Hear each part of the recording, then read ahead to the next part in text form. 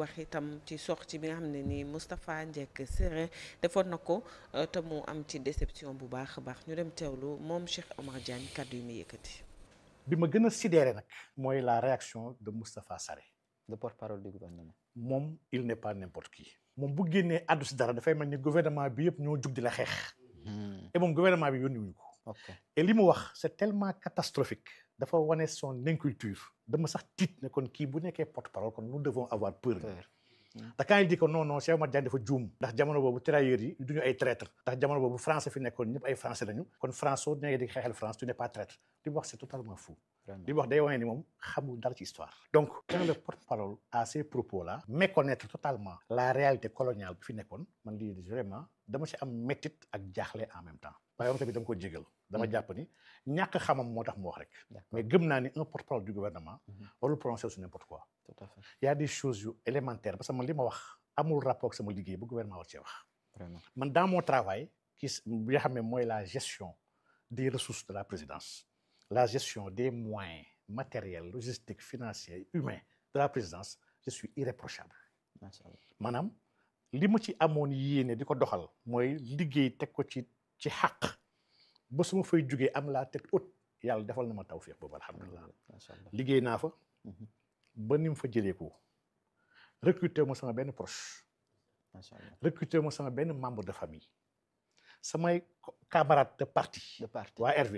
amul kenn ku fa recruter. maanaam li DG yenn ministre tappalekat yi defuma ko. ñaareel ba nekk naa fa ba jóge fa. joxuma marché kenn ku ma xam. le président Bassirou Diomaye dafa def benn pas bu historique. mooy bumax la France. ba France nangu ni c'est un massacre. c'est une victoire diplomatique du Sénégal. bi nga xam ne si leadership bu président Diomaye ak du président Ousmane Sonko dañ ko amee. ndax le duo. à des moments différents ñaar yëpp ils ont travaillé sur même agenda bi pour bumax France mu nangu.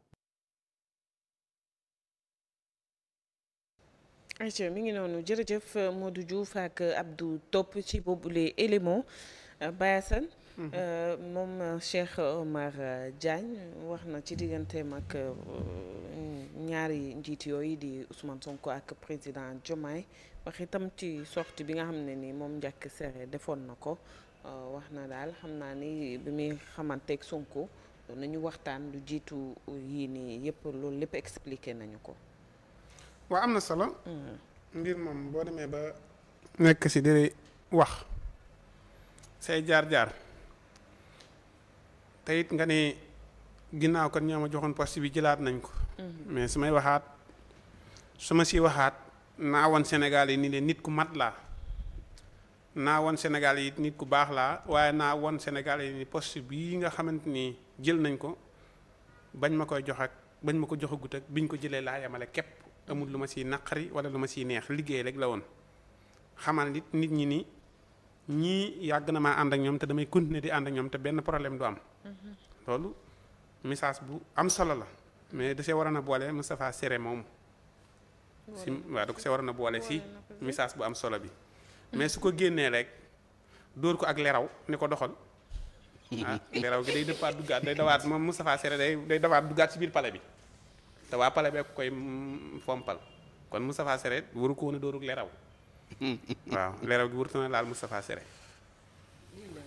leraw maanaam daal kii rek xiir laa bëgg a wax xiir rek waaw wala nga lemu buum léegi dóor ko mais bu ko boole woon ci discours bi danañ gën a xam ni kii kat amul problème ak kenn bu ñu nekk Moustapha Séré la mu wax ne mu ne ah comme que moo yor kàddu gouvernement bi te moom moo wax xaj na bi muy wax loolu la gis dama ko koy nangul.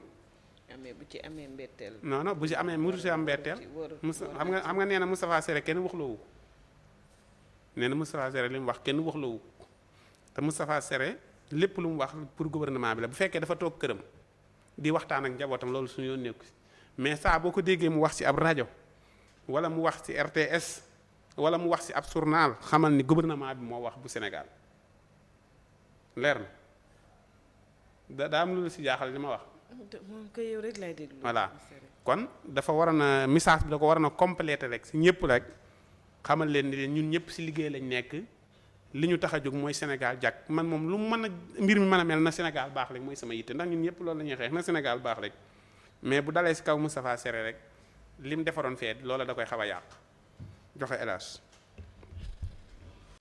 Alaaji bàyyi la nga jàngat kàddu yi nga xam ne moom Cheikh Oumar Diagne